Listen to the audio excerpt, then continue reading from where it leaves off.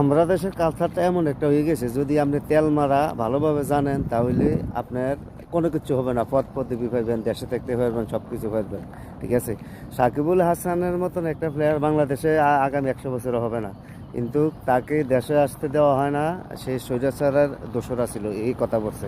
মাশরাফির মতন একটা ভদ্র খেলোয়াড়, ঠিক আছে, রাজনীতি যা করতেই পারে, যার যে এটা গণতন্ত্রের দেশে এটা অধিকার আছে। আমার যেই দল ভালো লাগে আমি এই দলে করতে পারি, ঠিক আছে।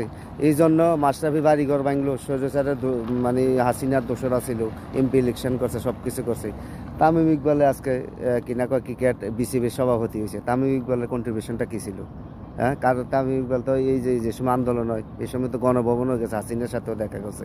কিন্তু তামিম ইকবালের কিচ্ছু হয় না, দেশও ছাড়তে হয় নাই, একটা ফুলের টোকা ভরে নাই। কিন্তু সাকিবুল হাসান আর মাশরাফি এমপি ইলেকশন করছে দেখিয়া বিদায় হারা দেশও কিনা কয় সাকিবা দেশও হইতে পারে না। আর বাড়িঘর তো মনে করেন ভাঙচুর করছে, মাশরাফির বাড়িঘরও ভাঙচুর করছে। এই হলো আমাদের দেশের অবস্থা। তামিম ইকবালে দেখেন তেল মারা ভালোভাবে মারছে, এখন বিসিবির সভাপতি হয়ে গেছে। হ্যাঁ, একসময় মানুষ কইছে আমলিক দলীয়করণ করছে।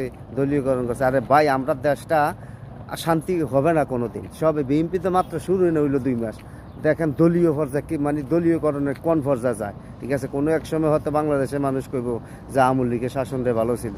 ঠিক আছে, আজকে দেখেন ক্রিকেট বোর্ডের সালাউদ্দিনের ফোলা, আমির মাহমুদ কসুর ফোলা, মির্জা আব্বাসের ফোলা, সব তো এগুলো তো দলীয়করণ। জেলা প্রশাসকগুলা পাল্টাইছে, সব তাদের নিজস্ব লোক দিছে।